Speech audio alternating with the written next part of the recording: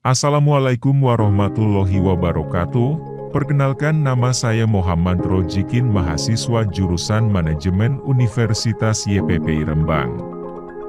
Pada kesempatan ini, izinkan saya untuk mencoba memaparkan konsep value chain analysis.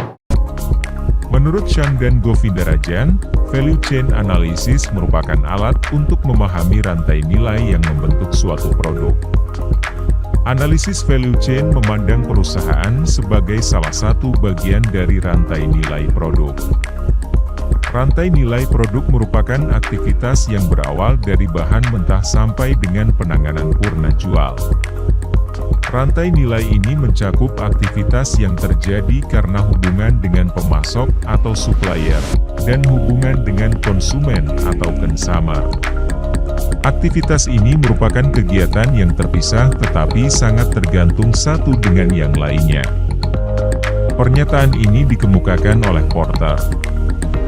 Tujuan dari analisis value chain adalah untuk mengidentifikasi tahap-tahap value chain, di mana perusahaan dapat meningkatkan value untuk pelanggan atau untuk menurunkan biaya. Value added analysis and value chain analysis merupakan dua hal yang berbeda. Value added analysis merupakan analisis yang hanya mengklasifikasikan aktivitas-aktivitas yang bernilai tambah dan tidak bernilai tambah. Sedangkan value chain analysis merupakan analisis yang lebih menekankan pada pemahaman tentang nilai total dari seluruh operasi lintas bisnis maupun aktivitas-aktivitas industri. Di dalam value chain analysis terdapat dua analisis yang dapat digunakan, yakni strategi low cost yang menekankan pada harga jual yang lebih rendah dibandingkan kompetitor untuk menarik konsumen. Dan strategi kompetitif diferensiasi yang menekankan pada keunikan produk. Outcome yang terpenting bagi value chain analysis adalah kesimpulan dari fungsi dan workflow yang ada dan kegiatan bisnis yang terfokus, sehingga perusahaan dapat lebih kompetitif. Analisis value chain itu sendiri mempunyai 3 tahapan. Tahapan ke-1, mengidentifikasi aktivitas value chain. Tahap kedua, mengidentifikasi cost driver pada setiap aktivitas nilai. Dan tahap ketiga adalah mengembangkan keunggulan kompetitif dengan mengurangi biaya atau menambah nilai. Berikut adalah bagan kerangka kerja atau framework dari analisis value chain yang dibuat oleh Porter. Dari framework Porter tersebut kita dapat melihat bahwa value chain Porter adalah model yang digunakan untuk membantu menganalisis aktivitas-aktivitas spesifik yang dapat menciptakan nilai dan keuntungan kompetitif bagi organisasi. Aktivitas-aktivitas tersebut dibagi dalam 2 jenis, yaitu primary activities dan supported activities. Primary activities terdiri dari inbound logistik, yaitu aktivitas yang berhubungan dengan penanganan material sebelum digunakan. Operations yaitu aktivitas yang berhubungan dengan pengolahan input menjadi output.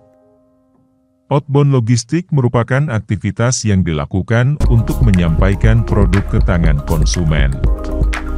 Marketing and sales yaitu aktivitas yang berhubungan dengan pengarahan konsumen agar tertarik untuk membeli produk. Dan service bertujuan untuk mempertahankan dan meningkatkan nilai dari produk. Supported activities terdiri dari procurement yaitu segala hal yang berkaitan dengan proses perolehan input atau sumber daya. Human Resources Management terkait dengan pengaturan SDM, mulai dari perekrutan, kompensasi, sampai pemberhentian. Technological Development yaitu proses pengembangan peralatan, software, hardware, dan prosedur di dalam transformasi produk mulai dari input hingga menjadi output. Sedangkan aktivitas pendukung yang terakhir adalah infrastructure, yaitu aktivitas dari departemen-departemen atau fungsi-fungsi, mulai dari akuntansi, keuangan, perencanaan, IM, dan sebagainya, yang melayani kebutuhan organisasi dan mengikat bagian-bagiannya menjadi sebuah kesatuan.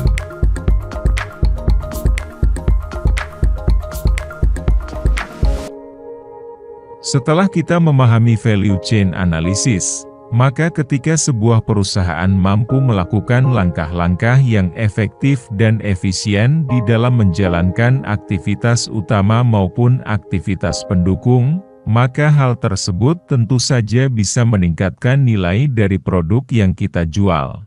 Baik peningkatan dalam hal kualitas dan kuantitas maupun penerimaan produk dari konsumen maupun lingkungan.